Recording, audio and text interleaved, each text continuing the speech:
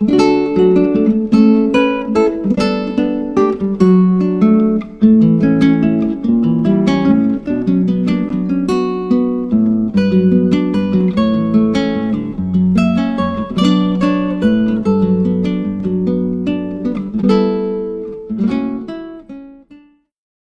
a leer el Evangelio de Mateo, capítulo 20, 27 y 28. Mateo 20, 27 y 28. Cuando todos tengamos la palabra de Dios abierta ahí, podemos leer juntos esta porción de la Biblia. Y dicen estos dos versículos: en el nombre del Padre, del Hijo y del Santo Espíritu. Y el que quiere ser el primero entre vosotros será vuestro siervo. Como el Hijo del Hombre no vino para ser servido, sino para servir y para dar su vida en rescate por muchos. Amén. Pueden tomar asiento, amados hermanos. En base a esta base bíblica, traemos por tema el día de hoy Jesucristo, ejemplo de fidelidad a su propósito. Si usted y yo queremos un ejemplo, no hay mejor ejemplo en toda la creación, sino en la vida misma de Jesús. ¿Y dónde conocemos la vida de Jesús? En su santa palabra. No es ficción, no es invento de hombre, es palabra de Dios, la Santa Escritura, que nos hace ver a través de la vida de Jesús que tenemos la oportunidad de aprender de Él para poder emular esa vida de nuestro Señor Jesucristo. Jesucristo, ejemplo de fidelidad a su propósito. En el contexto histórico de la lectura bíblica encontramos la posición de los dos discípulos de Jesús. Si usted lee este capítulo 20, puede encontrar usted desde el versículo 20 hasta el 28 una historia, un relato bíblico, una postura grande que nos va a permitir contextualizar la enseñanza en esta mañana. La posición de dos de los discípulos de Jesús, en donde podemos encontrar la postura de Jacobo, en algunas versiones le llaman Santiago, o en algunos evangelios Santiago, porque hay paralelismo en los tres primeros evangelios. Usted va a encontrarlo como Jacobo o como Santiago. Y Juan, su hermano. Aquí se expresa una realidad presente en la comunidad de ellos. Y no es otra que en el tiempo de Jesús y en su entorno había la lucha del poder. Se luchaba por el poder en todas las esferas. El medio cultural judío estaba claramente dañado por el deseo. Fariseos y saduceos batallaban por controlar el Sanedrín, y las familias sacerdotales se congraciaban con el César para poder conseguir un sumo sacerdocio. Todos buscaban algo. En ese contexto podemos ver que todos querían algo. Por otra parte, los discípulos vivían de acuerdo a la mentalidad de su tiempo y anhelaban un lugar de preeminencia en el reino mesiánico que ellos esperaban instaurar con Jesucristo. Anhelaban compartir con Él la autoridad escatológica y juzgar a Israel. Un escenario similar ya se vivía también, de acuerdo a la historia, en la iglesia primitiva en el primer siglo. Dado que al interior de las iglesias se daban luchas por el poder religioso que asociaban los puestos de autoridad con el prestigio. La ambición de poder se anidó en el corazón de los hijos de Zebedeo, de Jacobo y de Juan. Su pensamiento fue expresión de sus valores. Querían preeminencia, querían dominio sobre los demás en su manera de pensar. Aunque seguían a Jesús, no habían logrado romper con la mentalidad de su tiempo. Sus esperanzas eran de glorificación y de trono. La concepción de dominio utilizaba la religiosidad para servirse de los hombres y ejercer control sobre ellos, y es algo que la historia nos deja como evidencia a través de los siglos transcurridos.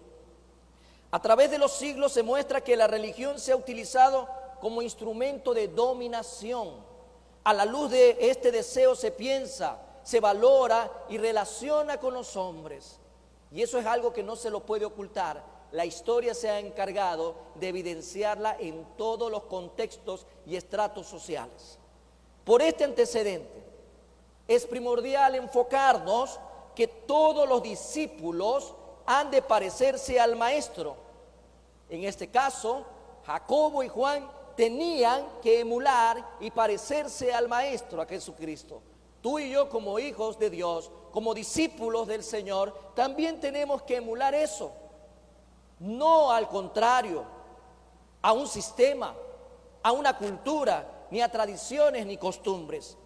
Y bien lo leíamos hace un momento, como el Hijo del Hombre no vino para ser servido, sino para servir.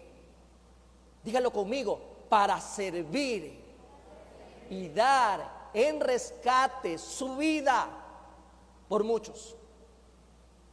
Ese es el ejemplo de Jesús.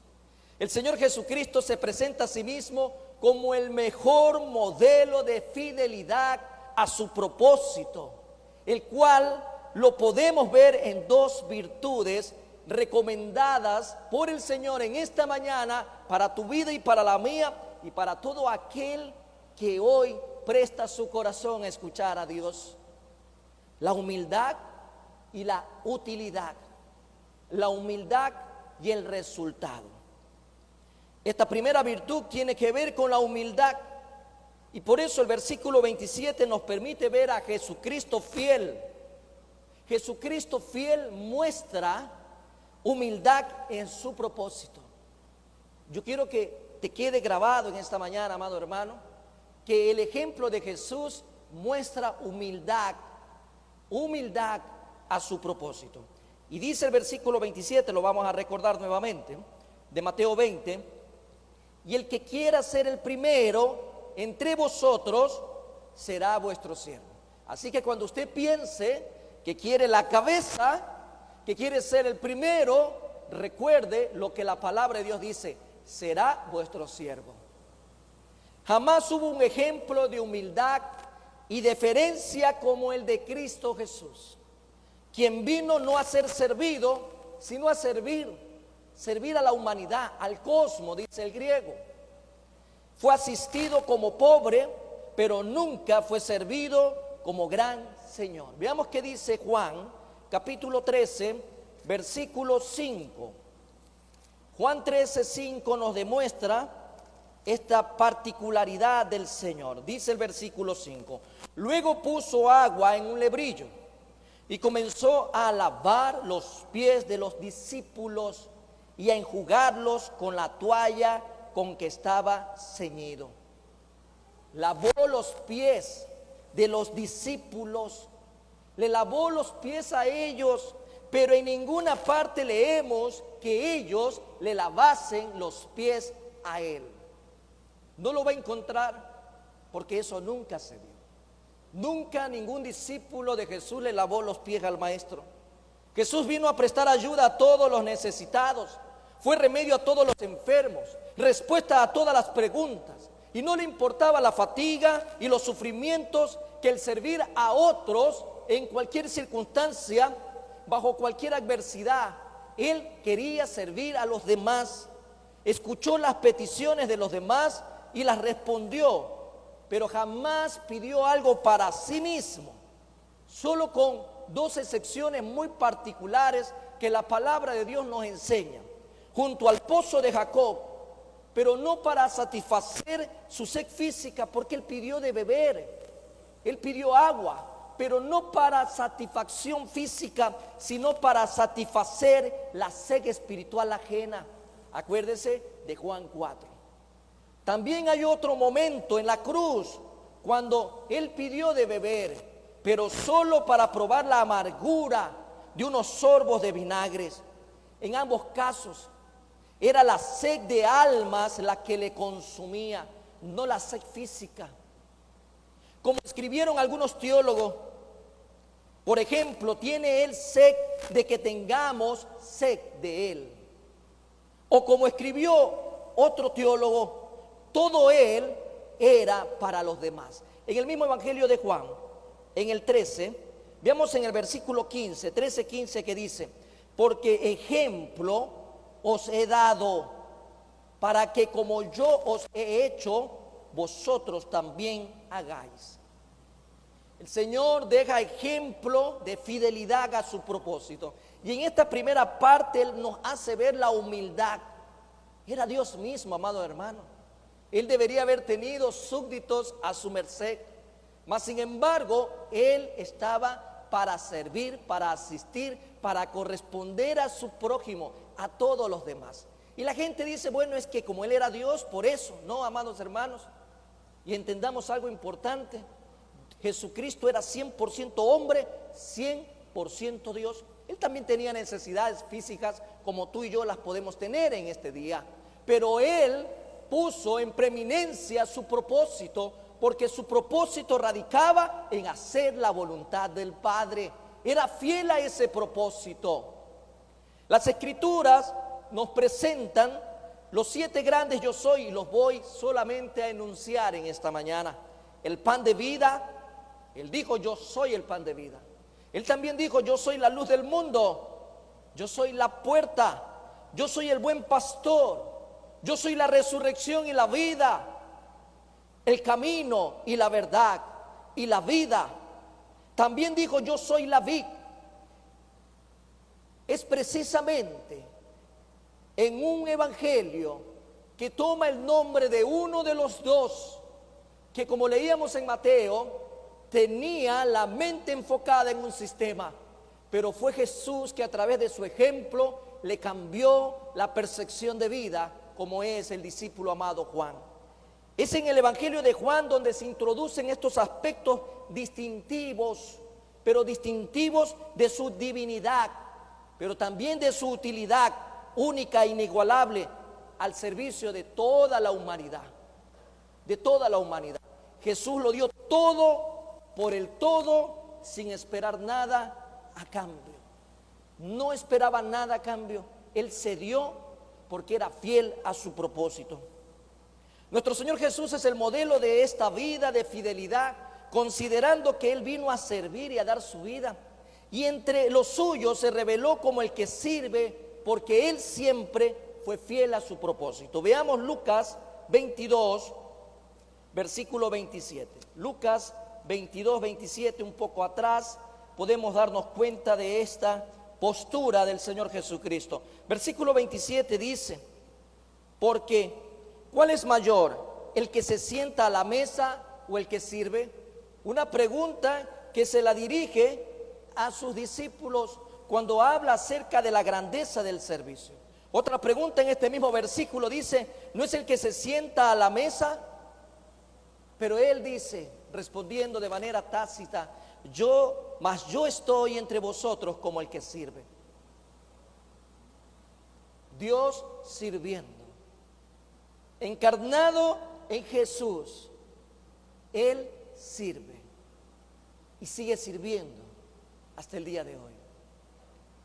Marcos 9:35 como referencia dice, entonces Él se sentó y llamó a los 12 y les dijo, si alguno quiere ser el primero, será el postrero de todos y el servidor de todos. Recordemos que tanto Mateo, Marcos y Lucas son evangelios paralelos, sinópticos, en donde vamos a encontrar estas figuras que son repetidas en cada uno de estos evangelios. El ejemplo de Jesús, lo que a profundidad nos presenta es un cambio radical de valores, un cambio radical de mentalidad, porque excluye la ambición religiosa como su deseo de sobresalir y de dominar. Él mismo no se enseñorea, sino que sufre como siervo por muchos. Y es precisamente ahí, amados hermanos, cómo debemos de enfocarnos en nuestro modelo de vida cristiano. Fiel a nuestro propósito, fiel al Señor, porque el propósito de todo hijo de Dios es que hagamos su voluntad, vivir vidas consagradas, alejarnos de hacer nuestra voluntad para hacer la voluntad de Él. En el caso de Jesús, podemos ver que su vida, su ministerio infunden en la iglesia, o sea, en tu vida, en la mía, en la vida de todo aquel que ha recibido a Cristo Jesús como su Señor y Salvador. ¿Qué es lo que Él infunde? Una mentalidad de entrega y una mentalidad de amor. Al final del día, lo que nuestro Señor Jesús quiere es que nuestra vida de manera integral sea una entrega de amor, la cual es el modelo de las relaciones del reino de los cielos. En medio de todo esto, amados hermanos, es el mismo Señor Jesucristo que ha impactado la vida de todos sus hijos, de todos sus discípulos, y que en la vida del apóstol Pablo podemos aprender de que es real y veraz lo que el Señor nos dispone, que de Él, como su modelo a seguir, todos y cada uno estamos llamados a hacerlo.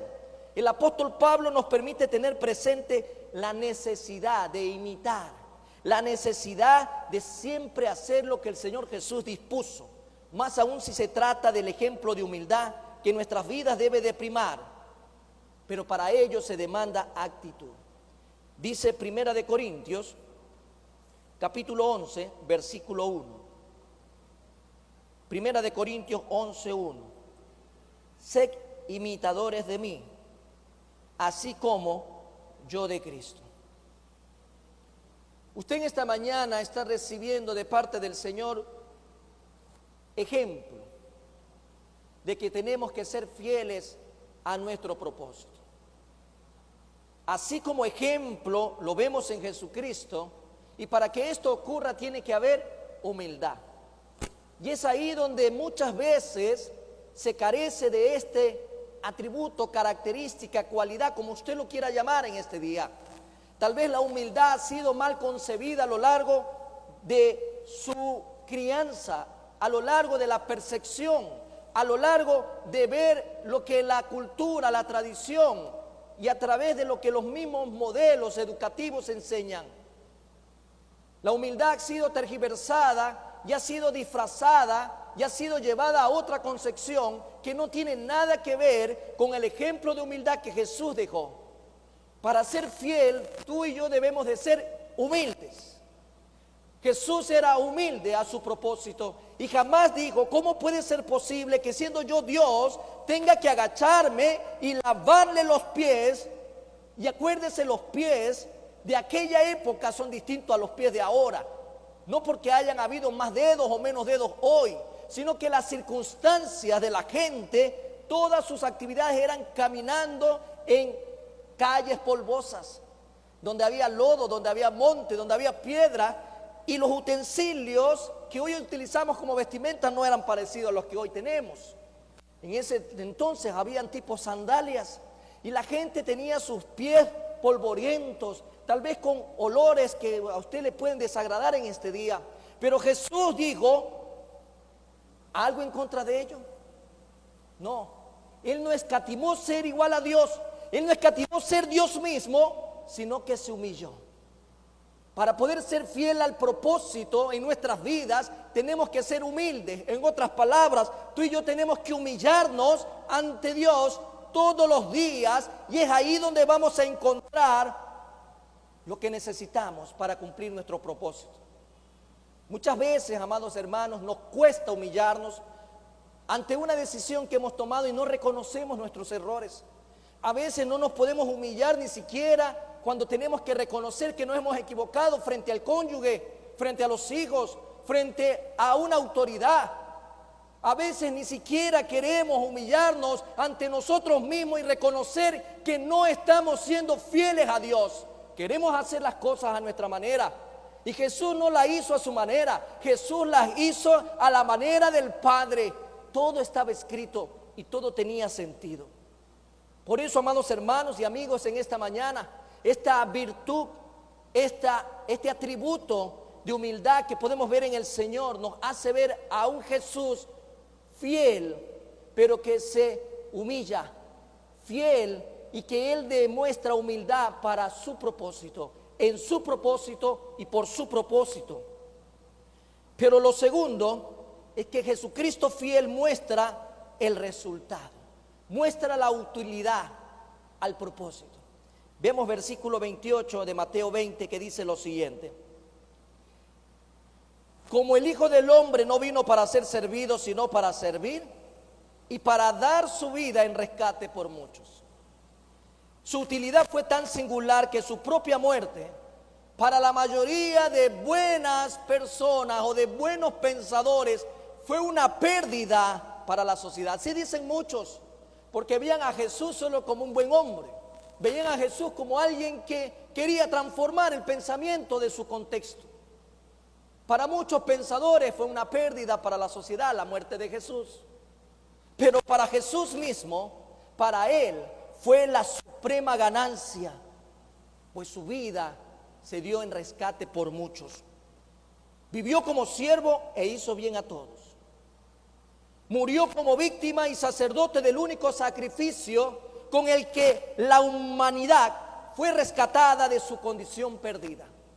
Si Jesús no moría en la cruz de Calvario, si Jesús no derramaba su sangre preciosa hasta la última gota, usted y yo estuviéramos perdidos. Sin derramamiento de sangre no hay remisión de pecados. Es importante comprender la victoria. Él tenía que ser fiel a su propósito y por eso evidenció el resultado solo con la humildad que él podía hacer posible. Cuando desagregamos este versículo 28 podemos ver en su primera parte: así como el Hijo del Hombre no vino para que le sirvan, sino para servir. Esta es una verdad práctica en torno a quién es el mayor. Así de sencillo. Y vino a este mundo con este objetivo específico de dar su vida por rescate salvífico, para que tú y yo y todo aquel que crea pueda tener vida eterna. Dice Marcos 10:45 lo siguiente. Vamos al libro de Marcos. En el siguiente evangelio usted encuentra lo que dice el evangelista. Versículo 45. Porque el Hijo del Hombre no vino para ser servido. Lo está diciendo otro autor. Ya no Mateo, sino Marcos. Y Marcos le estaba escribiendo no precisamente a los judíos. Y dice bien claro: porque el Hijo del Hombre no vino para ser servido, sino para servir y para dar su vida en rescate por muchos.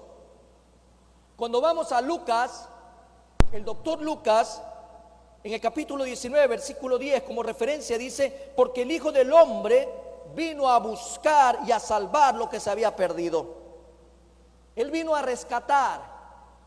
Él vino a pagar un precio en rescate por lo que se había perdido en el Edén. En el Edén se vino todo abajo por la decisión de un hombre. Y esa decisión era desobediencia a Dios. Ese acto desobediente es pecado. Pecado es igual a muerte. Y por eso el Señor Jesús tenía que venir y pagar el precio más alto, que nadie en la historia de la humanidad ha podido poner algo que sea equivalente a lo que Jesús ha hecho. Un rey que muere para hacer reyes vivientes a sus súbditos. ¿Quiénes son súbditos? ¿Quiénes son discípulos? ¿Quiénes son seguidores de Cristo en este lugar? Amén. Hay una buena noticia para aquellos que tienen claro como hijos de Dios. El Señor dice claramente en su palabra: Él es el que murió, Él es el que vino a pagar un precio, a rescatarte. Él es el que vino a dar su vida para que tú ahora seas un rey viviente. Bien lo dice Apocalipsis capítulo 1, versículos 5 al 6. Me encanta esta palabra, amados hermanos, porque a veces los cristianos andan por la vida con la cabeza agachada, andan por la vida derrotados, andan por la vida con pensamientos frustrados, andan por la vida como que el mundo lo cargan en sus hombros. Hay muchos cristianos que no se valoran a sí mismos. Hay muchos cristianos que ni siquiera saben quiénes son en realidad. Pero cuando entiendo ese rescate, cuando entiendo el precio del rescate, cuando entiendo que Jesús me hizo a mí ahora una persona distinta, especial. Ya no soy una criatura más, ahora soy hijo de Dios. Y el Señor me llama realeza, el Señor me llama sacerdocio, el Señor me llama nación santa.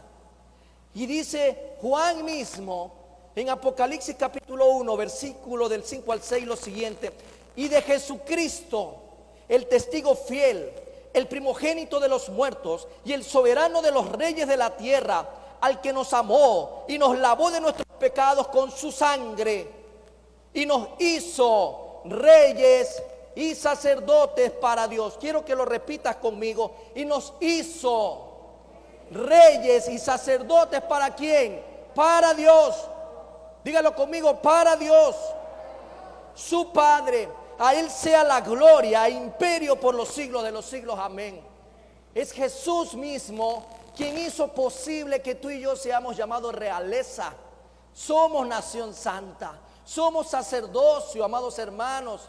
Y por eso tenemos en este día que ver ese ejemplo, el resultado de la humildad de Jesús como fiel a su propósito. Lo vemos en lo que Él nos ha convertido. Aquellos que han tomado la decisión, desde luego, de recibir a Cristo Jesús como su Señor y Salvador. Nuestro Señor Jesús supo que venía desde un principio a hacer la voluntad del Padre, que involucraba esto: revelar al Padre, dar ejemplo a la humanidad de fidelidad, de amor, de entrega, de compasión y de servicio sin egoísmo, y de morir en lugar nuestro. Sobre todo el tiempo transcurrido, los últimos meses, desde el año anterior, de lo que más se ha hablado es de la muerte. A pesar de que la muerte siempre ha estado presente, a pesar de que hay más muertes por cáncer, por violencia y por cualquier otro tipo de cosa que por el famoso coronavirus. Mas sin embargo, las noticias del 2020 y todavía siguen siendo las del 2021, solo se habla de mortandad, de dolor. Se habla de caos, se habla de todo lo malo, de todo lo malo. Mas sin embargo, amados hermanos, el mismo Señor Jesús nos hace ver de que Él murió por nosotros. Y el que cree en Él, aunque esté muerto, vivirá. Y eso es verdad, amados hermanos. ¿Usted lo cree? Parece que no. ¿Usted lo cree?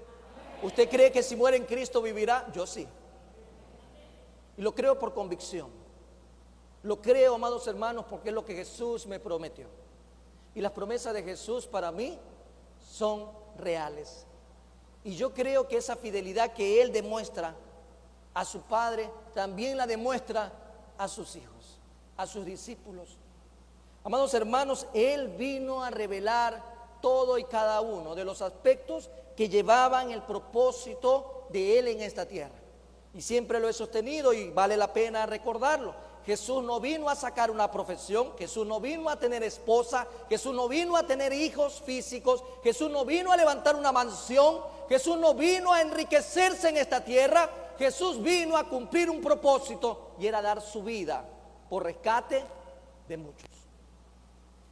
Por eso el segundo aspecto de este versículo, a más del que acabamos de leer al comienzo, como hijo de Dios no vino para que le sirvan, sino para servir.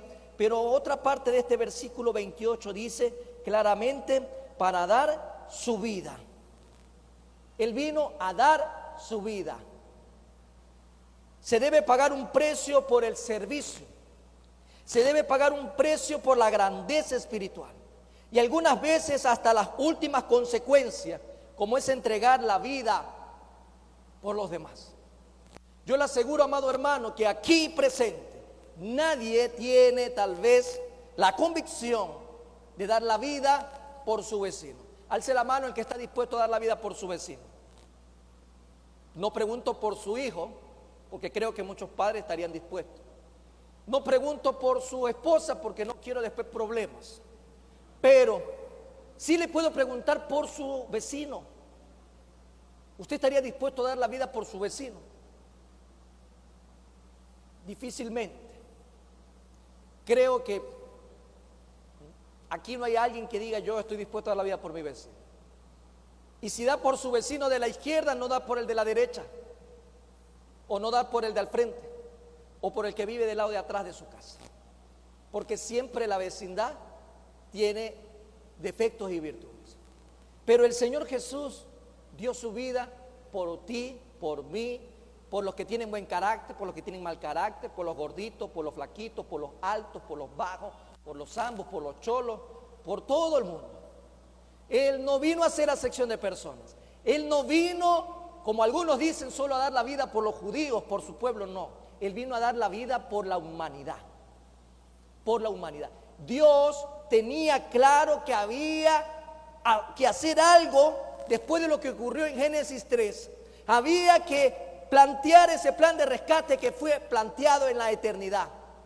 Había que rescatar a la humanidad.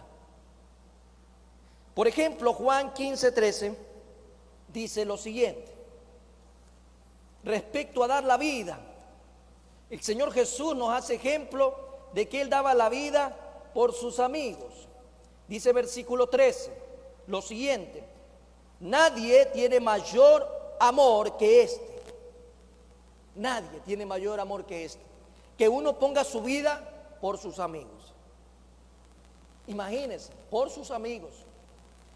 Referencia, 2 de Corintios 5, 14, 15 dice: porque el amor de Cristo nos constriñe, pensando esto, que si uno murió por todos, luego todos murieron.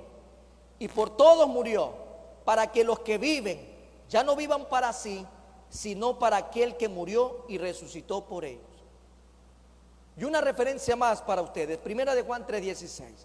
En esto hemos conocido el amor en que Él puso su vida por nosotros.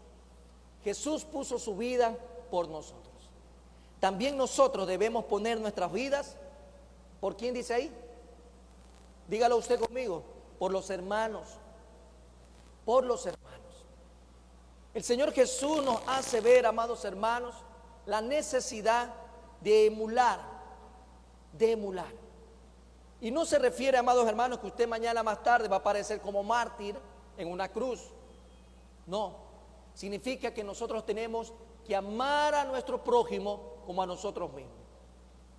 Así como el Señor Jesús vino a darse por todos. Pero hay otra palabra, amados hermanos, en el versículo 28 que dice en rescate, en nuestra lectura central. En rescate. Y aquí vamos a encontrar una diferencia que es importante hacerla en el término de los idiomas originales. En el término que aparece rescate solamente 2 veces en el Nuevo Testamento, y este término es laitron. No sé si lo estoy pronunciando correctamente, pero cuando usted va al griego, usted va a encontrar solo 2 veces esta palabra. Si usted va al español, que es la Biblia que usted tiene aquí, usted va a encontrar la palabra rescate muchas veces, pero no quiere decir lo mismo. En ese sentido, podemos encontrar tanto en Mateo como en Marcos esta palabra que implica lo siguiente: el precio pagado por la libertad de un esclavo o prisionero de guerra. Y usted puede decir, yo no era esclavo. Claro, todo aquel que nace, que viene a esta tierra, desde el mismo momento, así usted nace todo robusto, rosado, viendo con sus ojos, todo esto puede ser muy bonito, puede ser muy feito, no lo sé, pero todo niño, desde el día que nace, desde que rompe matriz, nace destituido de la gloria de Dios. Y eso no lo digo yo, lo dice la palabra del Señor. Y eso lo dice Romanos 3:23. Por cuanto todos pecaron, todos están destituidos de la gloria de Dios. Amados hermanos, es importante entender de que nosotros, sin Cristo Jesús, éramos esclavos de las tinieblas, del pecado y de la condenación. Y por eso este término, cuando el Señor habla de dar rescate por muchos, tiene que ver con el precio pagado por la libertad de un esclavo o prisionero de guerra. Y lo dice Mateo y lo dice Marcos. Y fue utilizado también por la Septuaginta para traducir la palabra, otra palabra que viene en el mismo idioma, hoper, que significa un obsequio. Obsequio, dado con el objetivo de cubrir un pecado. Por eso se recuerdan las palabras de Santiago cuando dice que toda buena dádiva y todo regalo perfecto solo puede venir del Padre de las luces, en quien no hay sombra de variación. El Señor entrega un regalo a la humanidad. Y recientemente, hace pocas semanas, pasamos algunos domingos hablando del verdadero concepto del nacimiento de Jesús. Jesús es un regalo que el Señor le da a la humanidad, porque era el único precio para poder pagar por un esclavo. Un esclavo. Dice Números 35, vamos al Antiguo Testamento, versículos 31 y 32, lo siguiente. Números 35, 31 y 32. Y ahí usted va a comprender el significado de estas palabras en el Nuevo Testamento. 35, versículos 31 y 32 dice lo siguiente en Números. Y no tomaréis precio por la vida del homicida, porque está condenado a muerte, indefectiblemente morirá. La palabra precio. Versículo 32, ni tampoco tomaréis precio del que huyó a su ciudad de refugio, para que vuelva a vivir en su tierra hasta que muera el sumo sacerdote. Mateo le hablaba a los judíos, aquellos que su lengua estaba en hebreo, algunos hablaban el arameo, y en ese sentido, amados hermanos, lo que podemos comprender que cuando Mateo está hablándole a los judíos, les permitía comprender qué significa ese rescate. Es el precio que había que pagar por la libertad de un esclavo. Amados hermanos, esa palabra rescate es maravillosa, y tú también estás incluido ahí. El Señor te rescató. ¿Cuántos rescatados hay en esta mañana? Qué lindo, amado hermano, que usted haya sido rescatado. Y espero que sepa de qué fue rescatado. Lo que Jesús hizo por los cristianos, lo que Jesús hizo por todo aquel que le ha recibido como su Señor y Salvador en su vida, nunca lo hubiésemos hecho por nosotros mismos. Si hay gente que pretende presentarse delante de Dios y decirle, aquí está el precio que pago por mí mismo, el Señor se le ha de pegar una buena risotada, se le ha de reír a carcajada, o le ha de decir qué parte no entendió, en qué mundo estuvo viviendo, que nunca escuchó el mensaje de salvación. El único que puede satisfacer la justicia del Padre es Jesús mismo. O sea, Dios mismo puso un precio y Dios mismo paga el precio, porque no había hombre en la tierra que pueda pagarlo. Y por eso cuando Juan, no Juan en este caso pues el discípulo amado, sino Juan el Bautista, veía a Jesús y dice, he ahí el Cordero de Dios que quita el pecado del mundo. Solo Jesús podía pagar ese precio tan alto. El precio fue el pago para reconciliar al hombre con Dios, la justicia y el amor. Jesús fue fiel, amados hermanos. Si Jesús no hubiese sido fiel, amados hermanos, usted y yo estuviéramos perdidos. Dios mismo no podía negarse a sí mismo, porque Él es fiel y no puede negarse a ser fiel a lo que Él había prometido. Dice 2 Corintios 5:21, amados hermanos, vamos para que usted la pueda señalar en su Biblia también. 2 Corintios 5:21, subráyelo, porque nos hace ver el Señor lo que significa este pago. Al que no conoció pecado, se refiere a Jesús, por nosotros lo hizo pecado. ¿Por quién lo hizo pecado? Por ti y por mí. Para que nosotros fuésemos hechos justicia de Dios en Él. Lo seguiremos diciendo las veces que sea necesario. Cuando Dios lo mira a usted o me mira a mí, si no ve a su hijo, entonces usted está en serios problemas. Porque la única manera de que seamos aceptos al Padre es porque Jesús mora en nosotros, quien pudo pagar el precio que usted y yo teníamos que pagar. Y solo Jesús lo pudo hacer. Pero hay una última parte, amados hermanos, en este versículo 28, que dice por muchos. ¿Y por qué es importante también desagregarlo de esta manera? Porque a veces sacamos de contexto el texto bíblico y muchas corrientes comienzan a sacar doctrinas erráticas, enseñanzas antibíblicas de que Jesús o que Dios mismo hace acepción de personas. Y eso es un error. Muchas líneas andan enseñando de que los escogidos ya están escogidos, los que van a ser salvos ya son salvos, así que usted no pierda el tiempo.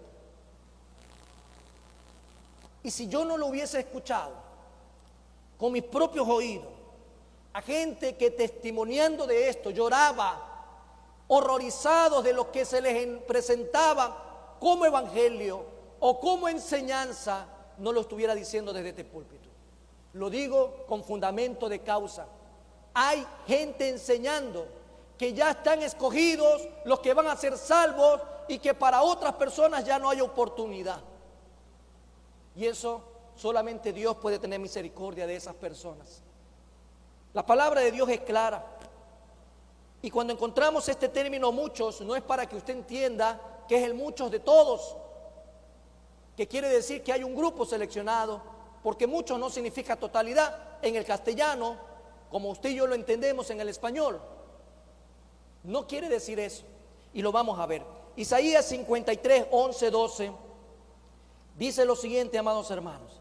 Isaías 53, 11 y versículo 12, lo siguiente: verá el fruto de la aflicción de su alma y quedará satisfecho por su conocimiento. Justificará mi siervo justo a muchos y llevará las iniquidades de ellos.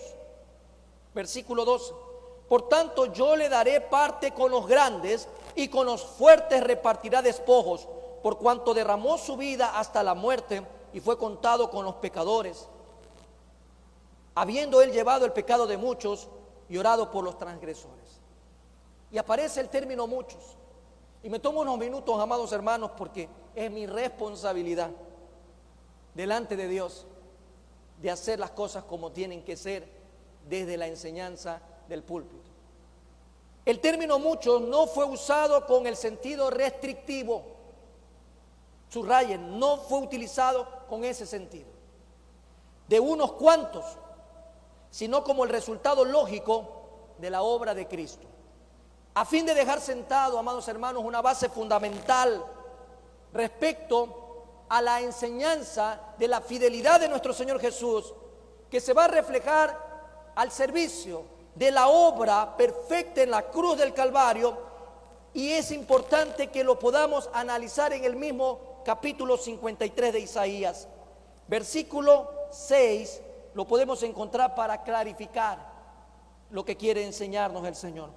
Y dice en la parte del versículo 6, en la parte C: mas Jehová cargó el pecado de todos nosotros. Ya no encuentra el término muchos, y en el mismo capítulo usted encuentra por un lado muchos y por otro lado todos. Mas Jehová cargó en él el pecado de todos nosotros. En el versículo 11, más adelante, en la parte C dice: por su conocimiento justificará mi siervo justo a muchos. Y lo leíamos hace un momento también en el versículo 12: habiendo él llevado el pecado de muchos. Aquí hay un juego de palabras entre muchos y todos.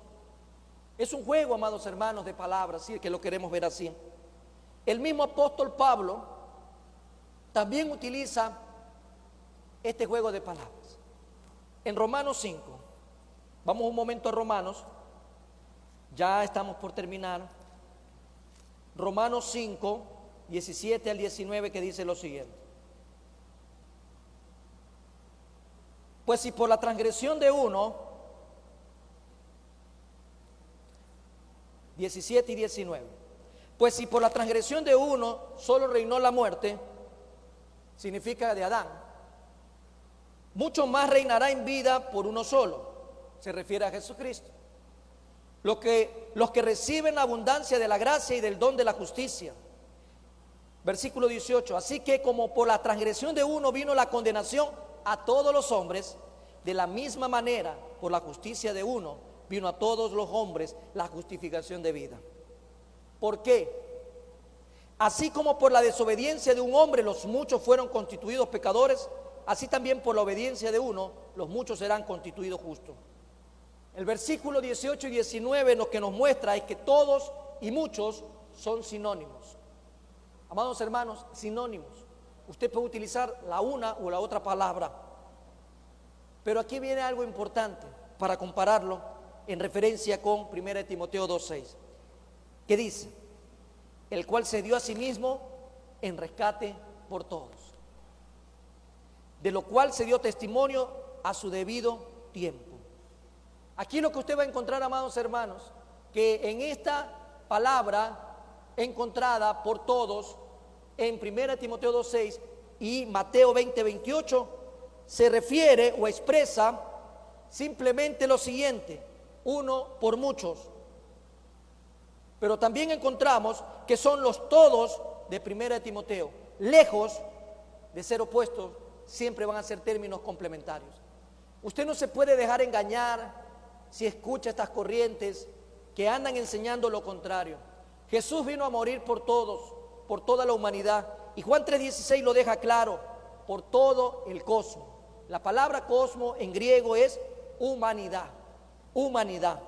Y por eso, amados hermanos, se deja establecido que fue rescate para todos, aunque no todos, y esto es importante comprenderlo, aunque no todos se benefician de este acto de fidelidad de Jesús a su propósito. ¿Qué quiero decir, amados hermanos?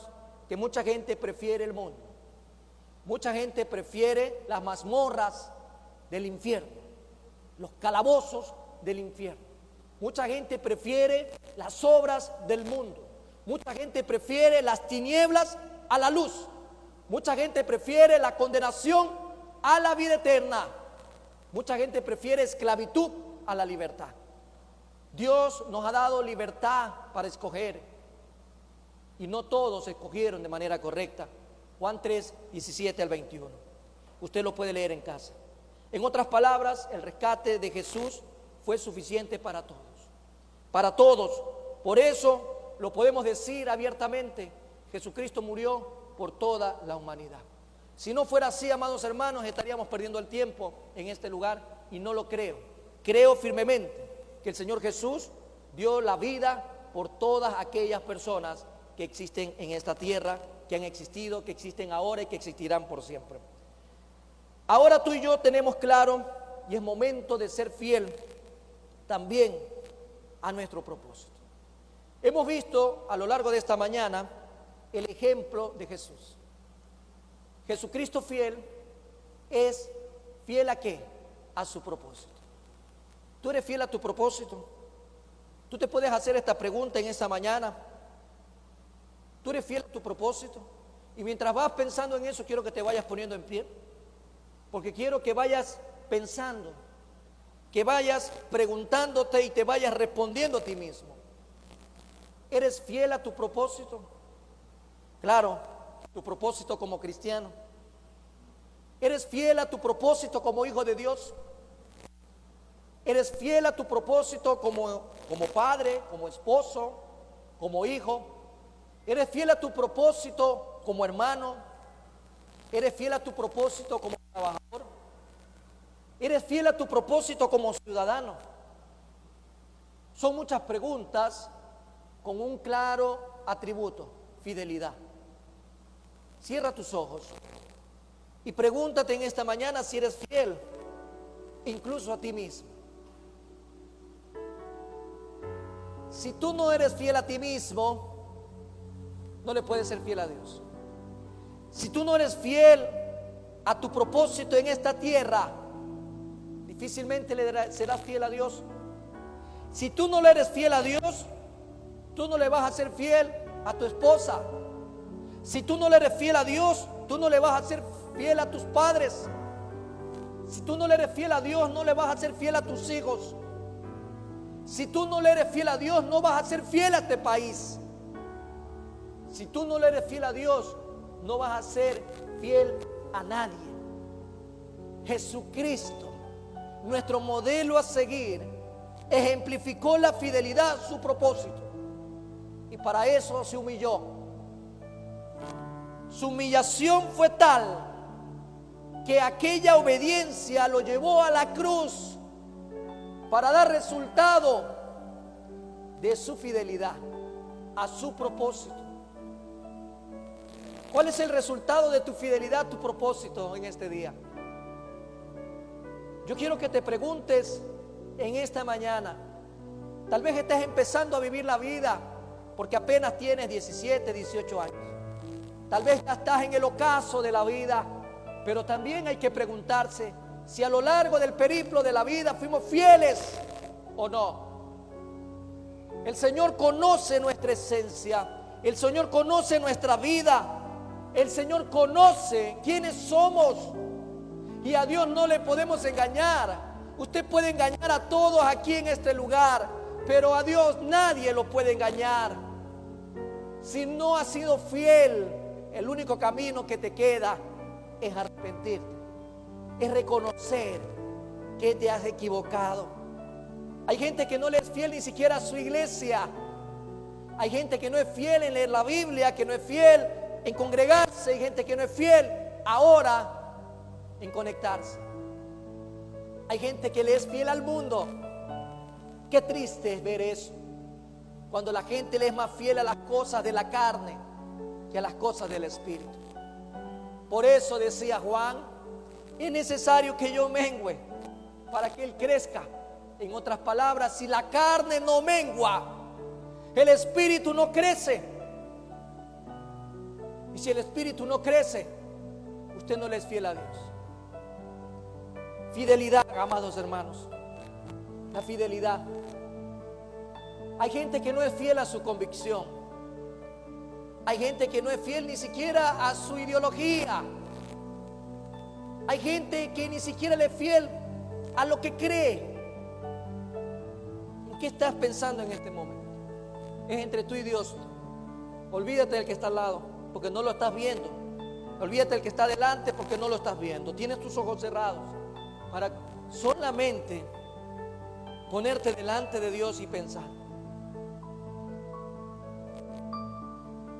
No hay nada peor que la infidelidad. No hay nada más ruin que la infidelidad. No hay nada más bajo que la infidelidad. Si no hay fidelidad en tu vida, no hay nada. Todo se sustenta sobre esa fidelidad que tiene que tener humildad y utilidad. Padre eterno, Dios todopoderoso, en el nombre de Jesús hoy nos presentamos delante de ti para pedirte perdón. Perdón, mi Dios amado, por todos aquellos momentos, situaciones, decisiones, pensamientos, actos en los cuales no te he sido fiel. Y te pido perdón en el nombre de Jesús. He estado al frente siempre de dos opciones y siempre tú has sido una de ellas, pero la otra opción representa el mundo, representa la carne, el placer, representa el deleite, representa el ego, la riqueza, el poder. Y en muchas de ellas me he tenido que decidir por aquello que a ti no te agrada. Te pido perdón en este día, Señor, en el nombre de Jesús. Que esa palabra tuya cale en lo más profundo en mi ser. Que esa palabra tuya, Señor, que desciende de lo alto y que tu Espíritu Santo ministra, haya calado en nuestras vidas para apegarnos a tu fidelidad, Señor.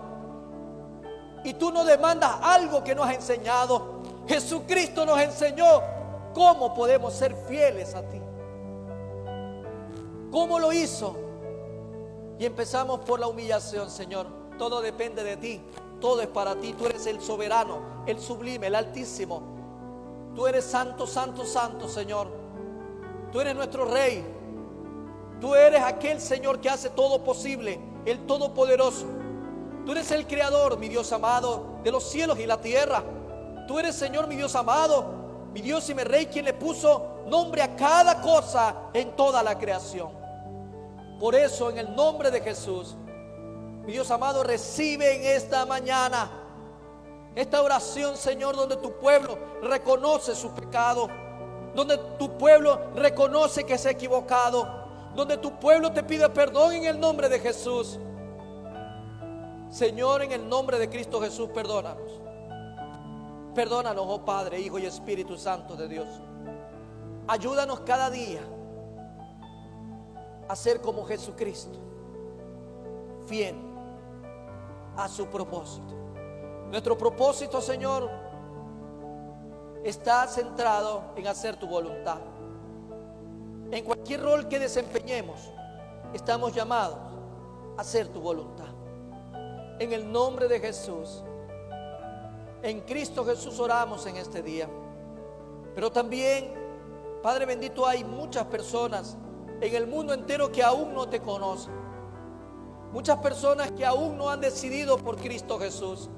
Muchas personas que tal vez aún no están sus nombres inscritos en el libro de la vida. Y hoy tú haces una invitación. Hoy tú extiendes tu invitación.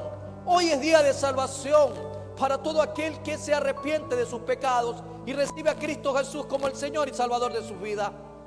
Oh Padre eterno, en el nombre de Jesús, Padre Santo, gracias porque tú nos das la oportunidad como Primera Iglesia Bautista de Guayaquil seguir presentando, mi Dios amado, el Evangelio de Cristo a todas las naciones. Si en este lugar o allá en casa hay alguien que desea recibir a Cristo Jesús como el Señor y Salvador de su vida, reconociendo su pecado, reconociendo que solo Jesús puede salvarte, solo toma esta decisión. Ahí donde tú estás, haz una oración conmigo. Padre eterno, Padre de bondad y Padre de misericordia, reconozco que soy un pecador, reconozco que no me puedo salvar a mí mismo, reconozco que necesito a Cristo Jesús como el Señor y Salvador de mi vida. Reconozco en este día que tú, Padre bendito, me amas tanto que pusiste a tu Hijo en la cruz del Calvario para que ofrende su vida en rescate por mí. Gracias, Señor. En este día recibo a Cristo Jesús como el Señor y Salvador de mi vida. Si tú has hecho esta oración, recuerda que Cristo Jesús llega a tu vida. Las cosas viejas van a pasar, todas van a ser hechas nuevas. Si en este momento, aquí en este lugar, en este auditorio, hay alguien que haya recibido a Cristo Jesús, solo levanta tu mano y un hermano diácono se va a asistir. Pero si lo hiciste en tu casa, contáctanos por medio de nuestra cuenta en Facebook, porque te vamos a dar la asistencia necesaria. En el nombre de Cristo Jesús, Señor nuestro. Amén y amén. Que Dios bendiga, amados hermanos, sus vidas.